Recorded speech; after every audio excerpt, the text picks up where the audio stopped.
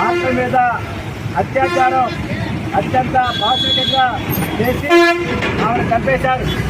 దీనికి సంబంధించి దేశవ్యాప్తంగా ఉన్నటువంటి భారత వైద్యులందరూ కూడా ప్రధాని నరేంద్ర మోడీకి లేఖ రాశారు.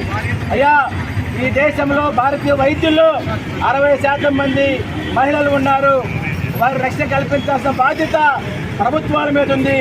కాబట్టి పని ప్రదేశాల్లో వాళ్ళ రక్షణ కల్పించని చెప్పేసి వాళ్ళు నరేంద్ర మోడీకి లేఖ రాస్తే భారత ప్రధాని నరేంద్ర మోడీ కనీసం ఒక మాట కూడా ఇంతవరకు మాట్లాడే పరిస్థితి ఉంది.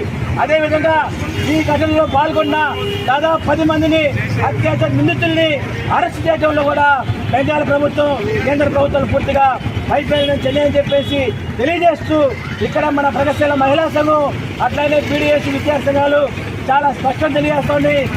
రాబోయే రోజుల్లో ఇటువంటి సంఘటన పునరావృతం